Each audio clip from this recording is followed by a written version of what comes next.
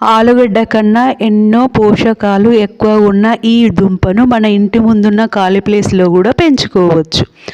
Hello అండి, అందరికీ నమస్కారం. ఈరోజు నేను ఈ ధనుసుగడ్డతో 2 రెసిపీస్ తయారు చేస్తున్నాను. టేస్టీ హెల్తీ అయిన ఈ రెసిపీని 1 కప్పు శనగపిండి తీసుకొని సన్నగా కట్ చేసుకున్న ఉల్లిపాయ ముక్కలు, సన్నగా కట్ చేసుకున్న కరివేపాకు, కొత్తిమీర, పుదీనా, మెంతి కూర, 1 అర స్పూను అల్లం వెల్లుల్లి పేస్ట్, 1 స్పూను కారం, 1 స్పూను ఉప్పు, 1/2 స్పూను ధనియాల పౌడర్, కరివేపాకు కూడా సన్నగా కట్ చేసి వేసుకోవాలి.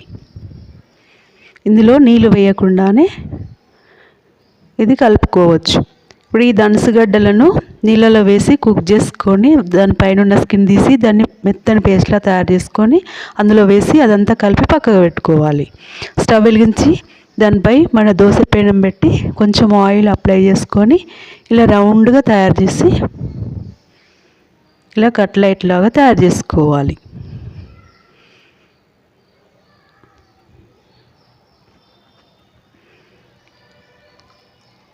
పిల్లలకు ఈవినింగ్ స్నాక్ లాగా తయారు చేసి పెట్టవచ్చు. ఎప్పుడు ఒకేలాగా స్నాక్ కాకుండా ఇలా అప్పుడప్పుడు తయారు చేసి ఇవ్వచ్చు. లో ఫ్లేమ్లో పెట్టి ఇలా లిడ్ వేసి 2 వైపులా ఇలా కలర్ వచ్చేంత వరకు కాల్చుకోవాలి. లిడ్ వేయడం వల్ల 2 వైపులా లోపల మంచి చక్కగా కుక్ అవుతుంది.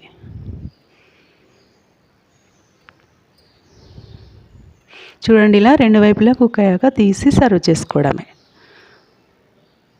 పిల్లలు స్కూల్కి వెళ్ళేటప్పుడు కూడా వాళ్ళ బాక్స్లో పెట్టి కూడా పంపించవచ్చు. ఇదే నేను పకోడీ తయారు చేస్తాను. మిగిలిన పిండితోటి ఇలా 2 రకాల స్నాక్ తయారు చేసుకోవచ్చు. టేస్టీ హెల్తీ అండి.